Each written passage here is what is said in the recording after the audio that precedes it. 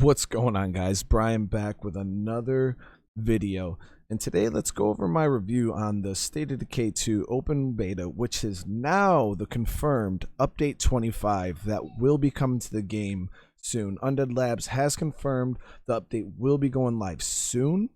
That means we'll see it probably within the next few weeks. They're streaming the patch notes and going over all the small details on the 21st of June. So if I were to take a guess, I would say it's going to go live probably that week or maybe even a little sooner, but we will have to just kind of sit back and wait. But I doubt it will be much longer than that. Now, if you guys want to see some more stated K2 content, updates, and some live streams and guides and stuff like that, please subscribe to the channel, hit that notification bell so you guys don't miss any of my videos that I put out or when I go live. YouTube is a little weird about that.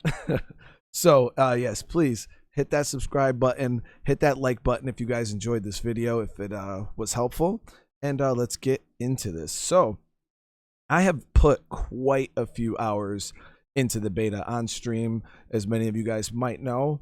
And after all that time, guys, I have to say I love the way the game feels now. Let's start with the Plague Territories. Now, with this feature, when it was first announced, I wasn't sure about it. I thought it might disrupt the flow of the game, force players to play a certain way. But after like playing it for a while, I got to say it's definitely not the case. It's actually brought the Blood Plague from being like a side feature to being the main focus of the game that it should have been this whole entire time.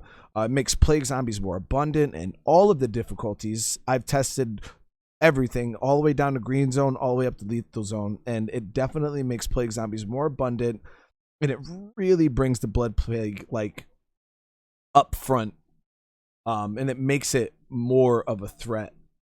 So yeah, you guys got to jump in, feel it out, let me know what you guys think.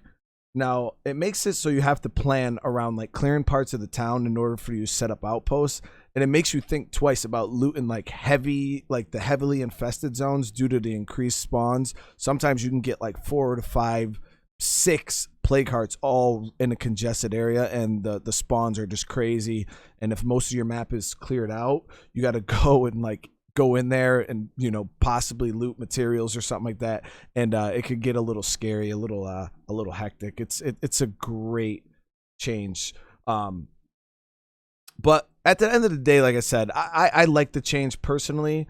I think it adds more depth to a system that was practically ignorable.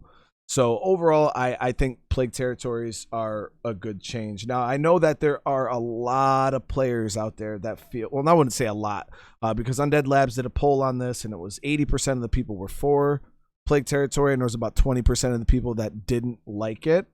But I got to say, so I know there's definitely a handful of players out there that feel like this is going to ruin the way you play the game. And I got to be honest with you guys, unless you just don't kill plague hearts and you just walk around the map claiming outposts, like, yeah, this might hinder your playstyle, but if that's not what you do, this will not affect your gameplay at all. At most, it just makes it so you got to clear maybe a early plague heart or two, and that's about it. So all in all, great change, guys. I'm a fan, and I hope you guys are too. All right, guys. So next, let's jump into the outposts and the landmark outposts. Now, the outposts are now upgradable. Super amazing. I love these changes so much that they've actually made it impossible for me to go back and play the live version of the game. The live version just feels empty without them. The outpost finally feels like they're worth something now with the increased resource generation. Before, all you would get is one resource and somewhere to stash your loot, and it really didn't feel great. You know, in order to get six food, you would need 6 food outposts, but now one lethal zone food outpost upgraded to level 3 will give you that 6 food outpost, or that the same thing as 6 food outposts, and it really does feel amazing. It frees up so much space in your base, allows you to customize your base in different ways now, allowing you to try new things now due to the Outpost picking up some of the slack that you would have need facilities for. But now you have that increased resource generation, and it feels so good. And now you also have the ability to buy skill books right from an Outpost, depending on the type, which allows you to train a survivor without a fifth skill in, say mechanics, any of the core skills that are in the game. You can now train any of your survivors in it, which it takes away a lot of the RNG that could have players just rolling enclaves trying to find someone for hours or days. Even I've heard of people not being able to find survivors with the cookie or the computer skill forever. And it allows you to, not have to sit there and just search endlessly for skill books that I've heard some people have to go roll 2 or 3 maps just to find a computer's textbook or something like that. So no, it takes all of that RNG out the game, and at the cost of influence, it allows you to go ahead and get your hands on those skill books. So to top it all off, on top of all of the awesome changes that they made to the Outposts themselves, they also added completely new outposts called Landmark Outposts that add just completely new functions to the Outpost system, period. Each map has their own unique landmark that can add just so many benefits to the game. It's crazy. You got the one in, let's say, Providence Ridge that you can use to reduce base zombie threat. You can use it. You can also switch it to another thing, and you can use it to go ahead and get yourself more beds. You can go ahead and use the one in Drucker County to act as like a medical powerhouse. Like it's so good. It's a really good change, guys. And yeah, I hope you guys enjoy it, and I can't wait to see, honestly, just the type of stuff that you guys can do with the new systems. It's gonna be nice. But let's talk about my long awaited weapon swapping feature. I can't believe they finally added it to the game. It's so good, guys. It really makes the game feel complete now. Being able to go out geared up for different situations now without having to master the bag swap, it really does feel good. And I can't wait to hear from you guys just some great weapon combinations. And I know on stream I've been testing a bunch, and I've found some really cool combos. Like, honestly, being able to have a crossbow on your back and a pistol on your hip, and being able to seamlessly switch between the two depending on the situation you're in, it really, really does feel good. Yeah, I'm a fan. I'm truly a fan of the changes, guys.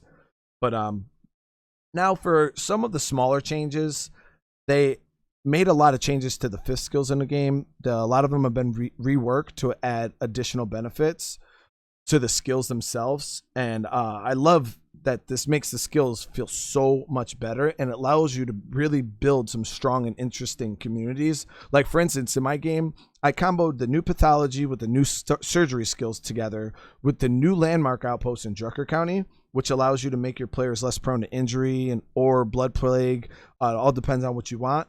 Then on top of that, I comboed it with the primary care function, that the level 3 primary care function that is boosted by the fact that I have surgery and pathology. And with all of those combined, I also combined it with the new hygiene skill, which makes your players more resistant to blood plague.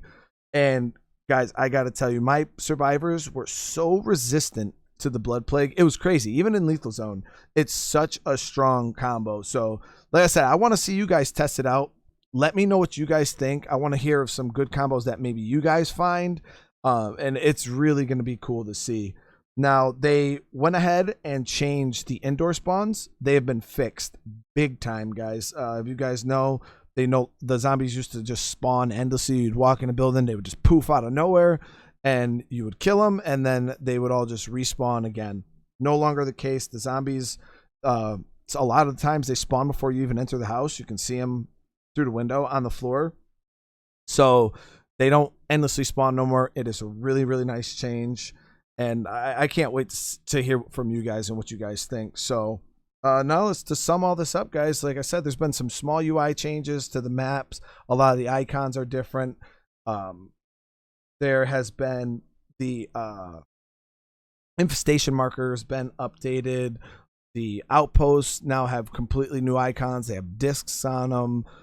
Plague territory is it's a big red circle on the map. So all in all, the UI has been spruced up. It's really nice. Sound effects have been changed. The plague hearts now have new sound effects, and it's really, really nice. So ultimately, I feel this update is a really, really good one. It's not like completely game changing, but update 25 is definitely a really, really good update. I think at the end of the day, for most players, it's going to be a fresh feeling. It definitely brings in some nice stuff. And like I said, I can't wait to see what Undead Labs is going to do after this, because this isn't it, guys. They still have a lot more coming. But again, guys, thank you so much for watching. And again, if you are new to the channel and you want to see more State of Decay 2 content, please subscribe. And if you enjoyed this video, my little review here, please leave a like and let me know what you guys think of the update 25 in the comments below. And again, I'll see you guys in either my next video or my next live stream. I really can't wait to see you guys. All right, so you guys have a good one. Peace.